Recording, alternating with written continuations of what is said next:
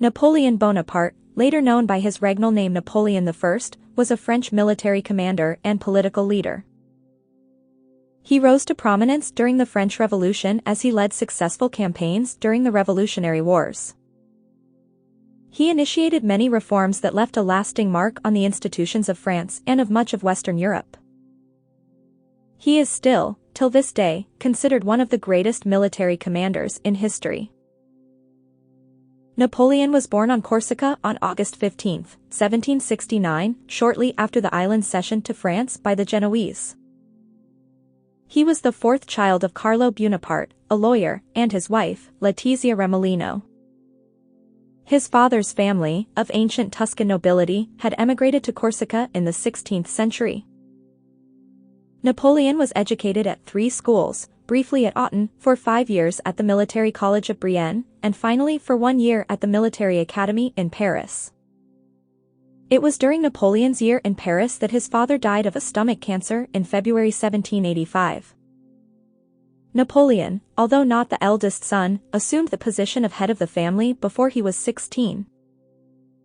He was first engaged to Désirée Clary, the younger sister of his brother Joseph's wife, in 1795. However, he quickly broke off the engagement after meeting Marie-Joseph Rose Tascher de la Pagerie. He eventually married her in 1796. Napoleon was 26 and she was a 32-year-old widow, whose first husband, Alexander de Beauharnais, had been executed during the Reign of Terror. Until she met Bonaparte, she had been known as Rose, a name which Napoleon disliked. He called her Josephine instead, and she went by this name henceforth. He formally adopted her son Eugene and second cousin Stephanie and proceeded to arrange dynastic marriages for them. Her daughter Hortense married Napoleon's brother Louis. Josephine had several lovers, one of them was Lieutenant Hippolyte Charles. When Napoleon learned of the affair, he wrote a letter to her, but it was intercepted by the British and published widely so as to embarrass him. Napoleon himself wasn't very faithful as well. During the Egyptian campaign, he took Pauline Belleisle-Fors, the wife of a junior officer, as his mistress. She became known as Cleopatra.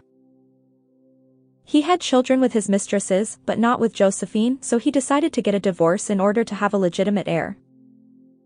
On March 11, 1810, he married 19-year-old Marie-Louise, Archduchess of Austria, and a great-niece of Marie Antoinette. Louise was less than happy with the arrangement. Her great-aunt had been executed in France, while Napoleon had fought numerous campaigns against Austria all throughout his military career.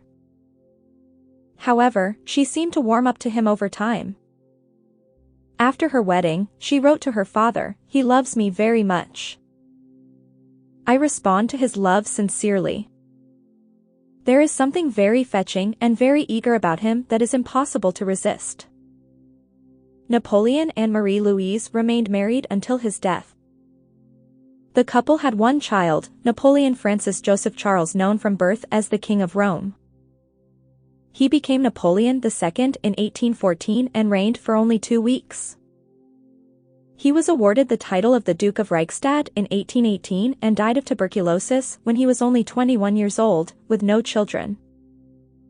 Napoleon acknowledged 1 illegitimate son, Charles Lyon, by Eleanor Denuel de la Plaine. Alexander Kolano-Waluski was also his son by his Polish mistress Maria Waluska, but was only recognized as his son after DNA testing. Eugen Meagerly von Molfeld by Emily Victoria Krauss von Wolfsburg and Helene Napoleon Bonaparte by Albine de Montholin were also thought to be his children but were never acknowledged by him. Despite his divorce from Josephine, her affairs, and the fact that she couldn't produce an heir, Napoleon showed his dedication to her for the rest of his life. When he heard the news of her death, he locked himself in his room and would not come out for 2 full days. Her name would also be his final word on his deathbed in 1821.